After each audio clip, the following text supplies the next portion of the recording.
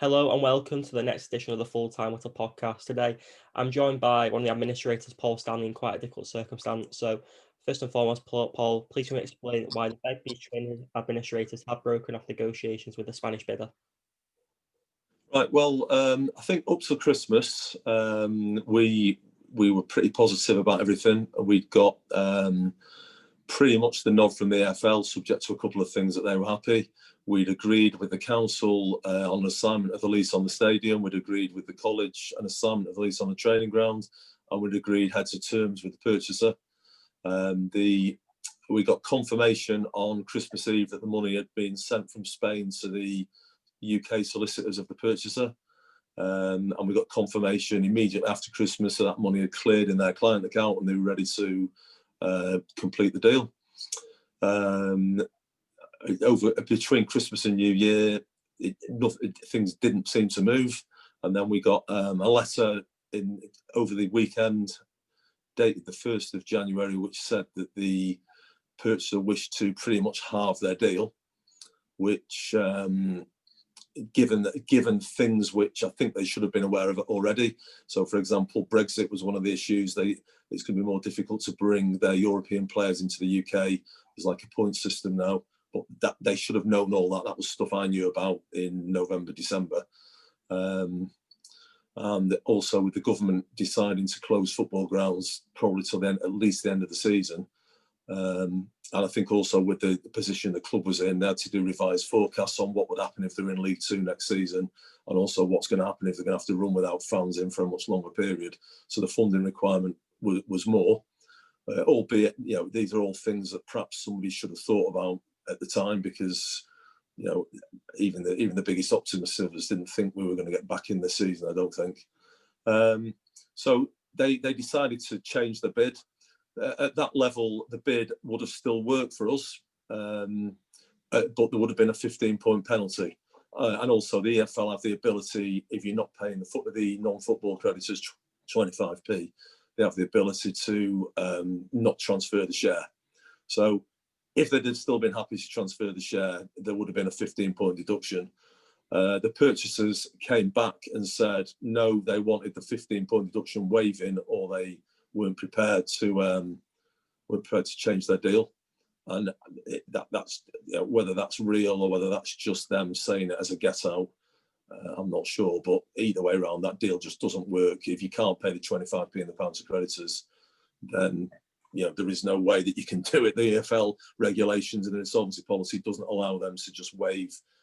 We had a long court case regarding the 12-point deduction, and there's no way that we're going to waive a 15.1. And we've subsequently had conversations before we made the announcement with the EFL this morning, just to verify that they weren't going to be generous and say we'll just waive it, and they don't have the ability. That's not the insolvency policy, and they have to stick by it. That's what all the clubs have agreed. At this stage you're at, why do you think the Spanish wasn't aware of these, like the Brexit government and the FL 15-point deduction if they don't pay the required creditors? I think they were fully aware of it. I think it's just my personal views. I think they just got cold feet over the new year, and just decided, they couldn't come over and see what they were buying. They couldn't take control of things properly because of COVID. They didn't know when they were going to be back in the stadium, and maybe the funding requirement just became too much for them, and it's still uncertain. How have you found your dealings with the Spanish bidder throughout the process? Early on, they were fine. Latterly, when there were two parties involved in it. One of the parties the EFL were happy with, the other one they weren't. The party which they weren't happy with was the guy that spoke English, and the communication was fine because he understood what we were saying, and he communicated perfectly. The guy in Spain doesn't speak English, and everything's had to be translated through his solicitors and his accountants. So you get everything slows down. And I'm not convinced that he was fully aware of all the numbers that the other guy had negotiated and understood. So there was a bit of a relearning curve going on there, and perhaps perhaps he didn't like the amounts of money he was perhaps going to have to put in. I just don't know. When the I bid don't know. Sorry, when the bid was restructured, how come it didn't class as a separate bid? Because the AFL had already said that they were happy with Moreno as an individual. They were happy with him. The La Liga were happy with him. He's run a profitable club over there. The club over there seemed to be a good fit with Wigan, to be honest with you. And the other guy dropping out, he was never an officer and a director of the club anyway. He was never going to be involved as a director or as an owner, but one of his relatives or two of his relatives were, and he was providing a little bit of the finance, but not a lot of the finance. So when the AFL said, these are the issues, the issue was he had to be removed from the process, which he was, and they were happy. They'd already vetted Moreno and were happy with him. When obviously the Spanish deal has been ongoing over the last 12 weeks or so, there's been several calls from Lisa Nandy MP, the supporters club, to open up the process and end exclusivity.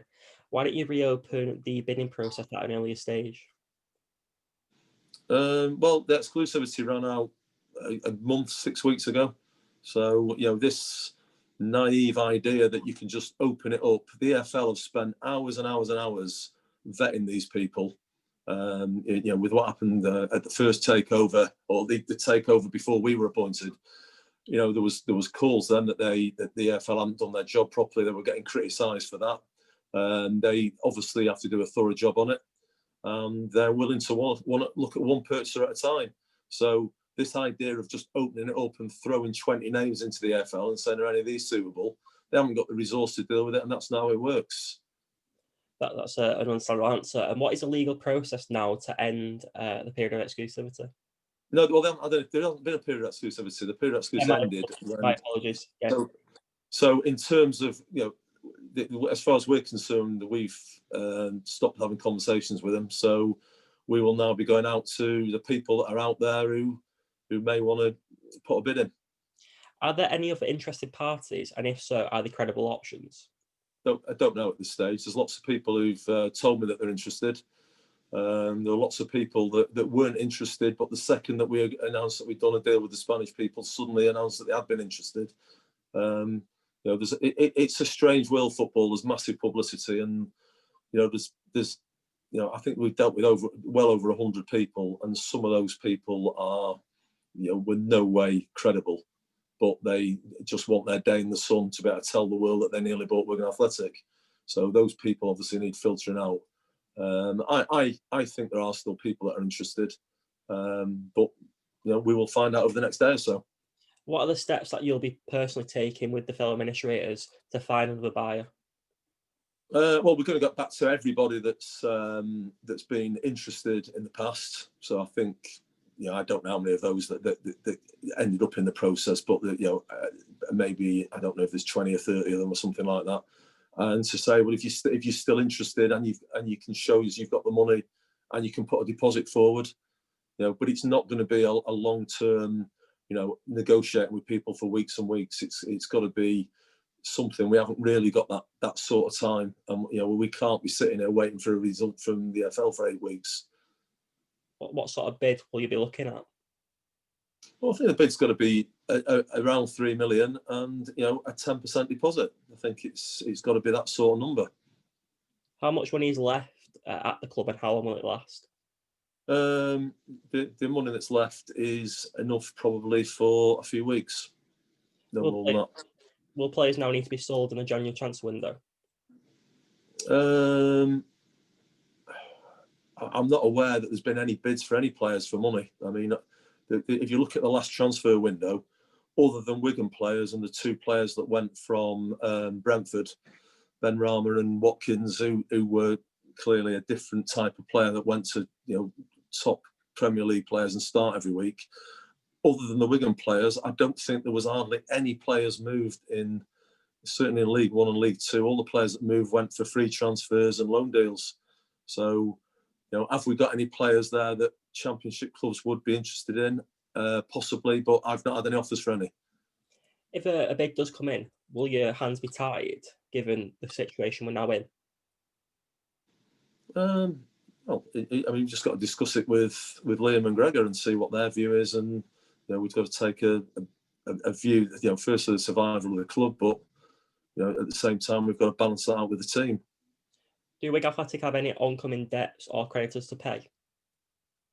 We've got ongoing trading creditors and wages to pay, but there's all the stuff the big stuff we've had to pay, we've paid, or we've got money there to pay it.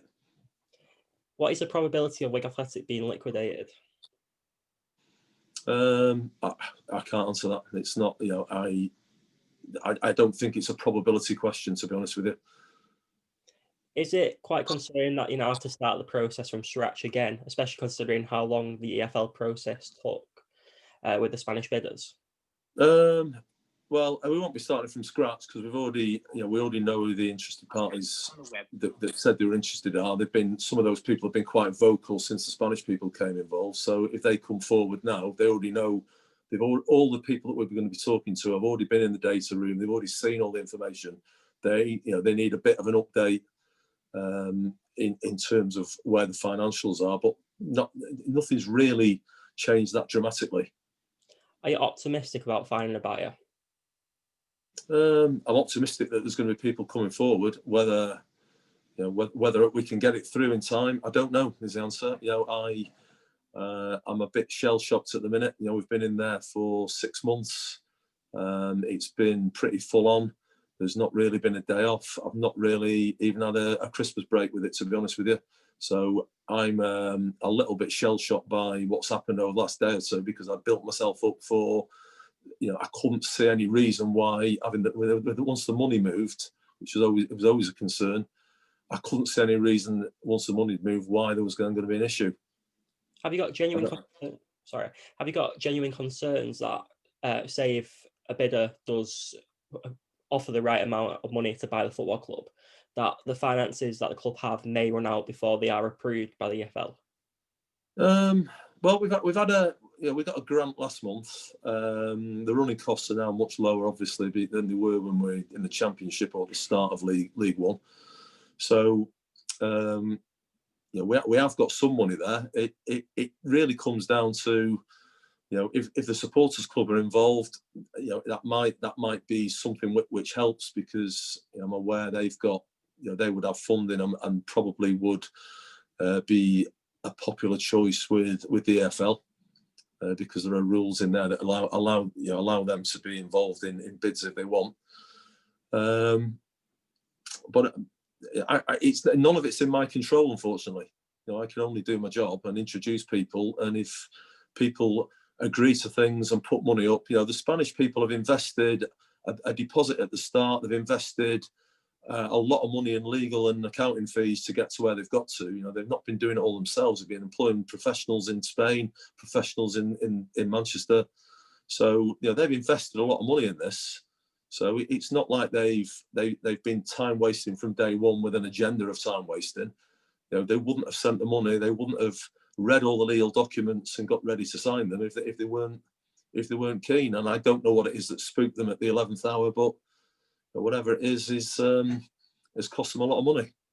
As a plan B, do you think the supporters club could be a viable option over the next couple of months? Yeah, they've always been a viable option. Yeah, I don't see why not. And to end the interview, I appreciate your time. I know you're very busy today. Can you understand the fans' frustrations of the deal falling through? Because now I know there's a lot of concern about the future going forward. Of course, I can understand the frustrations. The frustrations. I've been part of this football club for 6 months. I work with the people there every day. I speak with the manager. I speak with the head of the academy. You live and breathe it. I've not really been doing a lot else for the last 6 months. It's you get quite. It becomes quite personal to you. So of course I understand the position, and I'm a football fan myself. It's not a place where anyone wanted to be, and we've just got to try our best to get out of it. In terms of the next few months, you mentioned the staff that you worked alongside. Is there a potential risk of further redundancies? We've not discussed that at the minute, but the staff levels are already pretty low compared to where they were. I'm not. It's not something at the minute we're talking about, but you never know, dear. To end the interview now, what would be your message to the Wigan Athletic supporters? Just keep getting behind the team, because a successful team is something that's more attractive for somebody to buy. You know, and I really genuinely, I'm trying my best as a Dean and Gerald. It's you know, it is genuine. It's not, you know, we are personally involved in it, and you know, you probably look at my face now compared to my face when I started this job, and I look like an age like all the football managers do in the Premier League, you know, because it's a massive stress on us as well as everyone concerned with the club. It's a really tough time for everyone involved, and I'd like to thank you for your time today. Like I said, No, I no appreciate problem. you're really busy, and thanks for giving up your time for a quick interview.